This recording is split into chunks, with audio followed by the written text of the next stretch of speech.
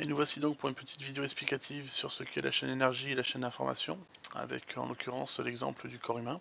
Alors j'ai pris volontairement le corps humain parce que même ce n'est pas un robot, certaines fonctions comme la digestion sont presque automatiques. Alors tout d'abord on commence par le bleu, la chaîne d'information. Alors c'est un bloc qui va être composé de trois petits blocs, de trois sous-blocs. Le premier c'est le bloc acquérir, ça sera toujours le même. Bloc acquérir, pour l'exemple du corps humain, qu'est-ce qui acquérir les informations, c'est quoi nos capteurs, nos sens à nous? Ben voilà, les voilà en photo, c'est nos cinq sens, l'ouïe, le toucher, la vue, etc. Donc c'est ça qui nous permet donc d'avoir les informations, de récupérer les informations, d'acquérir les informations, et donc pour ensuite les transmettre au reste du corps. Ces informations, ensuite on va devoir les traiter, donc c'est le deuxième bloc à retenir et à apprendre, le bloc bleu traité. Et qu'est-ce qui traite les informations dans notre système à nous? Évidemment, c'est le cerveau. Donc le cerveau qui traite ces fameuses informations des cinq sens. Le deuxième bloc étant passé, maintenant on passe au troisième, le bloc bleu.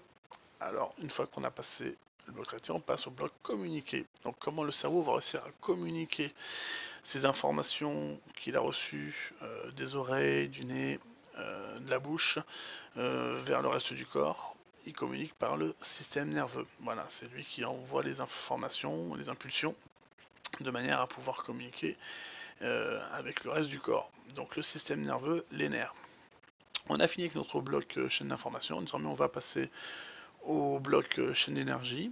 Alors le chaîne d'énergie, lui, il est un petit peu plus grand. On va le faire en rouge pour bien le distinguer. Il est composé de 4 sous-blocs cette fois-ci. Qui sont bien sûr à connaître. Tout d'abord, alimenter. Comment notre corps va s'alimenter en énergie? Comment ça va fonctionner? Est-ce qu'il marche au pétrole? Non, évidemment, il va marcher, pas non plus l'électricité, mais plutôt avec de la nourriture. De la nourriture qu'on va donc ingérer, nous, par le biais donc notamment de la bouche. Par exemple, un beau morceau de bœuf, comme celui-là. Donc c'est notre système digestif qui va tout simplement s'occuper de la partie alimentée. Voilà, c'est le premier bloc.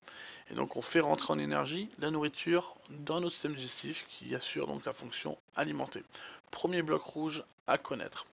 Le deuxième, une fois qu'on a alimenté, il va falloir distribuer cette fameuse énergie dans le reste du corps. Donc ce qui permet de distribuer cette énergie que l'on aura digérée au travers de nos organes de digestion, c'est évidemment le sang, le système sanguin, notamment avec l'intestin.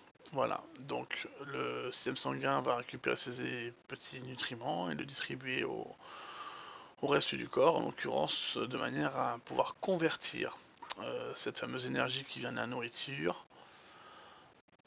au niveau du corps par l'intermédiaire, encore une fois, d'un autre élément de notre corps, ce sont les muscles. Voilà, les muscles qui vont permettre de faire le mouvement et donc de convertir l'énergie qui a été emmagasinée avec la nourriture pour faire bouger donc notre corps. Et ainsi donc on va pouvoir, une fois qu'on a donc converti, on va pouvoir donc transmettre le mouvement et donc peut-être par exemple voilà faire bouger des pieds, faire bouger des mains et ainsi de suite. Voilà comment est-ce que fonctionne le corps humain et une chaîne d'énergie, une chaîne d'information.